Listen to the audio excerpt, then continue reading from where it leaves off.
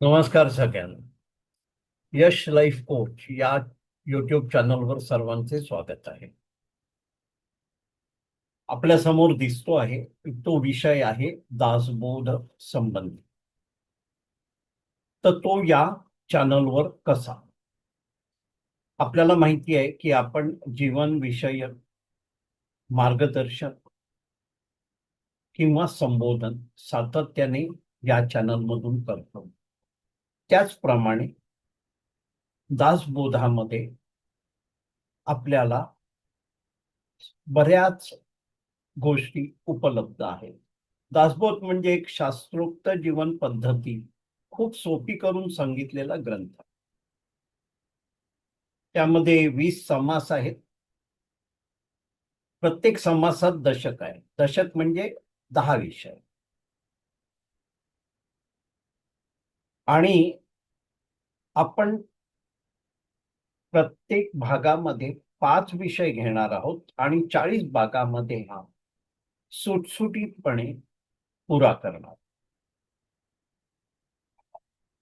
इथे आपल्याला अखंड दासबोध हा खूप सोप्या शब्दामध्ये ऐकायला मिळणार आहे.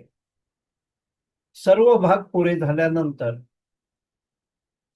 सर्व 40च्या 40 भागाचं डिस्क्रिप्शन मध्ये लिंक असणार आहे. आणि आपल्याला मला सांगायला आवडेल की याचप्रमाणे आपण हिंदीतून पण दासबोध सादर करणार आहोत. चला तर आपण या कार्यक्रमात पुढे जाऊ. सादर करीत आहेत ज्ञानी आणि अनुभवी डॉक्टर शुभदाताई खटावकर. त्यांची थोडक्यात ओळख म्हणजे डॉक्टर शुभदा खटावकर, माजी मुख्याध्यापिका, MA BEd PhD. प्रबंधाचा विषय महादेवी वर्मा के काव्य में मानव मूल्य और दर्शन, मुंबई विद्यापीठ. समर्थ रामदास विद्यापीठाच्या 6 परीक्षा प्रथम आणि विशेष श्रेणीमध्ये उत्तीर्ण. 35 वर्षांपासून साप्ताहिक विवेक मुंबईसाठी हिंदी मराठी अनुवाद, लेखन, लेखांचे पुनर्लेखन व प्रूफ रिडिंग. अनेक हिंदी मराठी ग्रंथांचे तसेच पुस्तकांचे हिंदी मराठी अनुवाद. अनेक निबंध, कथा, कविता, पुस्तक परीक्षण यांचे लेखन. महाराष्ट्र राज्य उत्कृष्ट वाङ्मय निर्मिती पुरस्कार 1987-88. राष्ट्रीय आदर्श शिक्षक पुरस्कार 2001-2002 तत्कालीन राष्ट्रपती डॉक्टर APJ अब्दुल कलाम यांच्या शुभ हस्ते. 100 पेक्षा जास्ती पुरस्कार आणि 300-350 पेक्षा जास्ती सन्मान.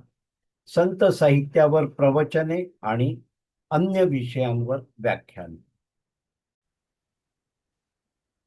Doctor Shubhadatai Khatavkar, life coach RK या युट्यूब चॅनलवर आपले स्वागत आहे. समस्त लाईफ कोच RK परिवाराला माझे नमन. आज आपण दासबोधाची शिकवणच्या पहिल्या भागामध्ये आहोत.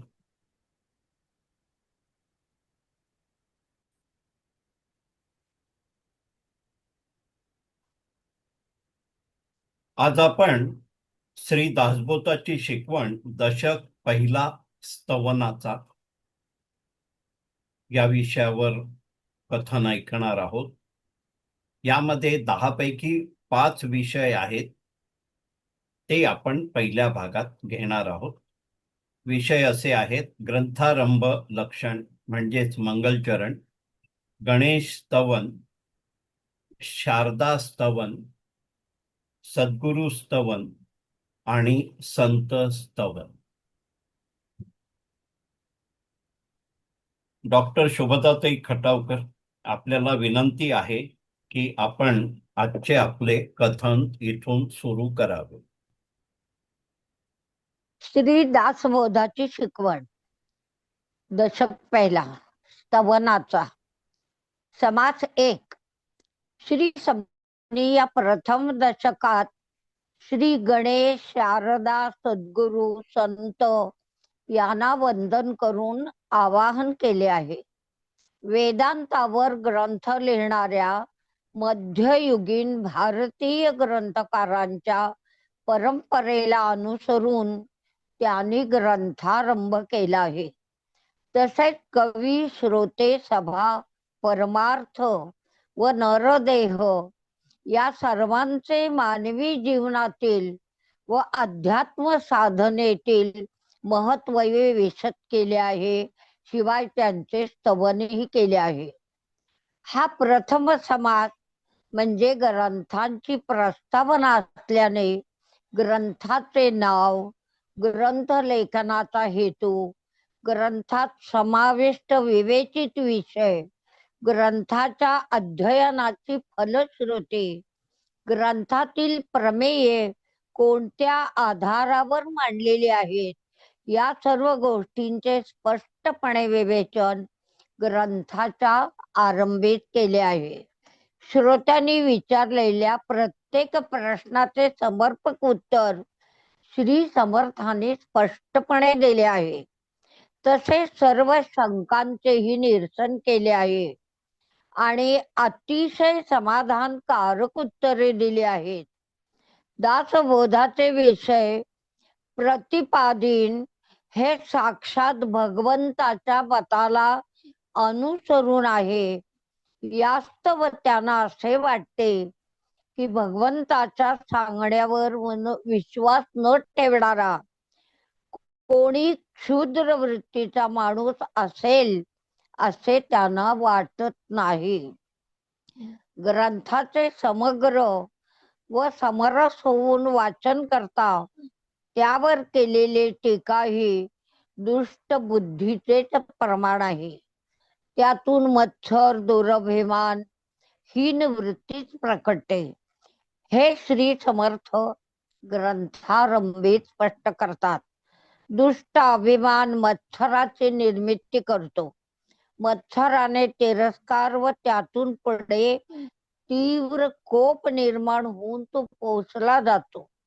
यास्तव विकृत स्थितीने अहंकाराला पोचून सर्व नाशापासून वाचायचे असेल तर श्री समर्थ अत्यंत कळकळीने एवढे सांगतात की आपल्याला जेवढे झेपेल, सोचेल तेवढेच या ग्रंथातून प्रत्येकाने घ्यावे, पण ते घेताना अंतःकरणात अहंकाराला तिळमात्र स्थान देऊ नये. तसेच श्री समर्थ दासबोधाच्या अभ्यासाने मिळणाऱ्या फळाविषयी सांगताना म्हणतात की दासबोधाचा अभ्यास करणाऱ्या माणसाचे वर्तन पूर्णतः बदलते.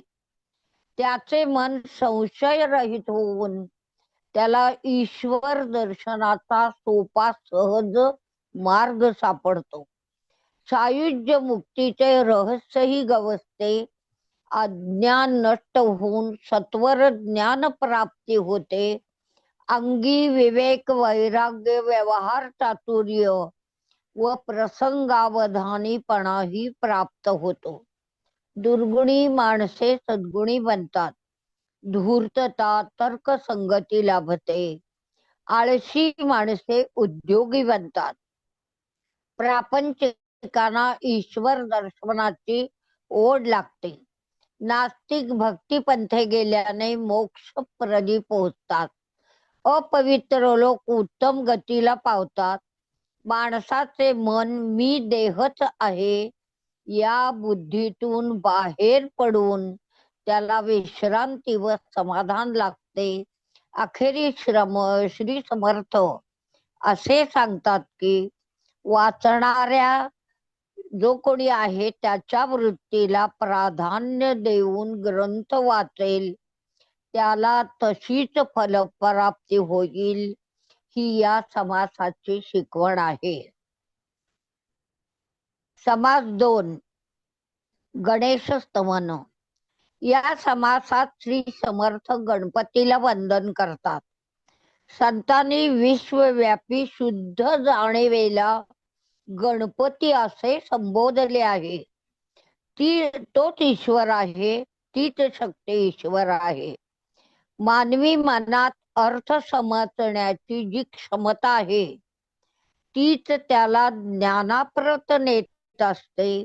गणपती ज्ञान स्वरूप म्हणून त्याच्या कृपेने अज्ञानाचा नाश आणि ज्ञानाची प्राप्ती होते. तो विघ्न अर्थ असून श्री समर्थांनी या समासाच्या पहिल्या 6 ओव्यांमध्ये गणेशाच्या तात्विक स्वरूपाची माहिती सांगून नंतर त्याचे लोकप्रिय म्हणजे पौराणिक सगुण स्वरूप वर्णिले आहे. या गणरायाच्या कृपा सामर्थ्याने भ्रम अज्ञान विरून काळ आपला गुलाम होतो. गणेशाच्या रूप चिंतनाने अज्ञानी माणूस बुद्धिमंत ज्ञानवंत होतो. त्याच्या गुणवर्णनाने सरस्वती प्रसन्न होते. मंद बुद्धी असलेल्याने त्याचे स्तवन करावे अशी या दुसऱ्या समासाची शिकवण आहे. तिसरा समास आहे शारदा स्तवन. या समासात त्यांनी संत स्फूर्तीने शारदा वर्णनाच्या अति तेजस्वी तत्वगंभीर आणि काव्यमय अशा 25 सुंदर ओव्यांची रचना केली आहे. ईश्वर, माया, शिवशक्ती, गणेश, शारदा या एकाच अर्थाच्या जोड्या असून ती सर्व प्राणीमात्रांची प्रेरक शक्ती आहे. ती अखंड स्फूर्तिदायिनी, स्वस्वरूपात राहण्यासाठी प्रसन्नता देणारी, योग्यांना ध्यान शक्ती, साधकांना अनुसंधान शक्ती आणि सिद्धांना समाधीची स्थिरता प्रदान करणारी आहे. जगातल्या सर्व सौंदर्यांचे मूळ आणि जगातल्या सर्व कर्तृत्वाची ती मूळ शक्ती आहे. शारदेमुळे वेदशास्त्रांना मोठेपणा मिळतो. मी आहे अशी शुद्ध जाणीव निर्माण होते. म्हणजे मीच परमात्मा आहे आणि तेच शारदेचे स्वरूप आहे. मी मूलतः ज्ञानमय असल्याने सर्व कला, विद्या, सिद्धी आणि निश्चित बुद्धिरूप ज्ञान हा सारा शारदेचाच विलास असून भगवंताच्या भक्तांची भक्ती, ज्ञानी पुरुषांची आत्मस्थिती आणि जीवनमुक्तांची सायुज्य मुक्ती ही सारी तिचीच रूपे आहेत. डोळ्यांना जे दिसते, शब्दांनी जे जाणता येते आणि मनाला कल्पिता येणारे जे जे आहे ते सर्व म्हणजे शारदेचीच रूपे. अशा ईश्वराच्या ईश्वरी रूपाला तिच्या तादात्म्याने श्री समर्थ नमस्कार करतात.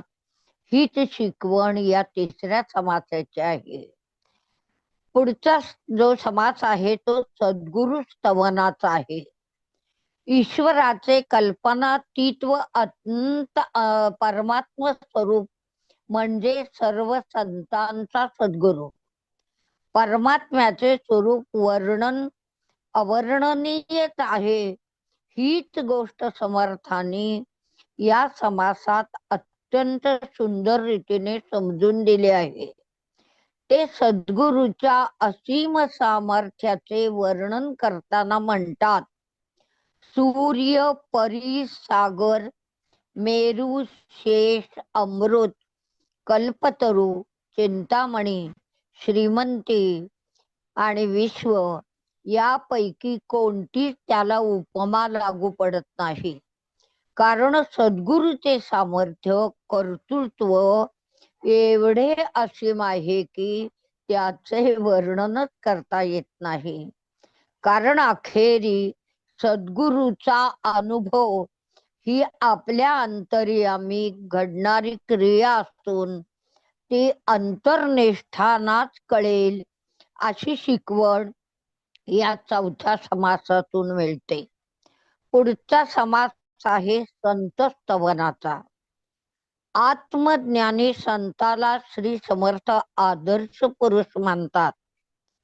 तो मी आत्माच आहे या जाणीवेतून जीवन जगत असतो. त्याच्या अनुभवांची कक्षा दृश्याच्या व स्थलकालांच्या मर्यादा ओलांडून अनंता एवढ्या विशालतेला पोहोचलेल्या असतात, म्हणून तो महात्मा पदास पोहोचतो. आपल्या ज्ञानागरीत त्याने अहंकाराचा सर्वनाश केल्याने तो निस्वार्थी पूर्ण समाधीने असून आपल्या संगतीत येणाऱ्याला अत्यंत सूक्ष्म, अदृश्य, शाश्वत अशी आत्मवस्तू अनुभवण्याची पात्रता मुक्त हस्ताने प्रदान करणे हेच संतांचे खरे जीवित कार्य असते. आत्मसाक्षात्काराची युक्ती सापडणे याला संत कृपा म्हणतात. अशा संतांनी या सर्वांचं जे श्रेष्ठत्व आहे ते समर्थांनी या 5व्या समासामध्ये व्यक्त केलेले आहे. संत संगतीने परमात्मा वस्तूचा लाभ होतो. जी आत्मवस्तू दीप, चंद्र, सूर्य, वाणी, मनबुद्धी, तर्क, विवेक, शेष यातले कोणीही दाखवू शकत नाही. परंतु सत्संगाने साधकाला स्वस्वरूपाची अनुभूती येते व वस्तूच्या स्वरूपाचे खरे ज्ञान कळू लागते. पण मूळ अडचण अशी आहे की सत्संगाच्या महिम्याचे वर्णनच अशक्य आहे, कारण माया ही तेथे निरर्थक ठरते. असे संत परमानंदी, संपूर्ण सुखी, संतोषाचे मूळ असतात.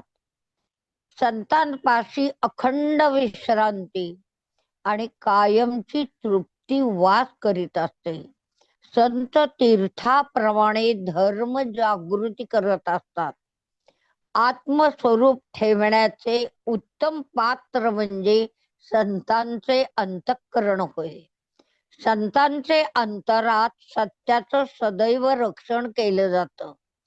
संत भेट म्हणजे आत्मवस्तूच्या भेटीचा चालून येणारा शुभयोग. संत मोक्षरूपी संपत्तीचा लाभ घडवून राजासारखे वैभव संपन्न बनवतात. अज्ञानी माणसाला धन देऊन ज्ञान संपन्न बनवणे हे त्यांचे अनमोल कार्य असते. केवळ संतच आपल्याला दानशूरतेच्या बळावर सायुज्य मुक्ती प्रदान करतात.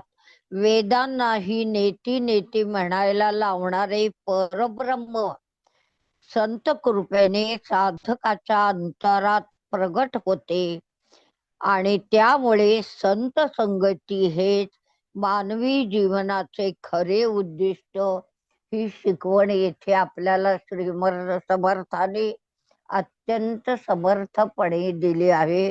जय जय श्रीराम. डॉक्टर शुभदाताई खटावकर आपल्या सरळ सोप्या भाषेत केलेल्या या कथनाचा लाभ सर्व श्रावक घेतील अशी मला खात्री आहे. सर्वांना विनंती आहे की त्यांनी हा विषय आपल्या परिवारातील प्रत्येक सदस्यापर्यंत पोहोचवावा, तसेच इतर सर्वांना पोहोचवावा. डॉक्टर, आपण दिलेल्या या अमूल्य वेळेसाठी मी आपले खूप खूप आभारी आहे. तसेच सर्वांचे खूप खूप आभारी आहे.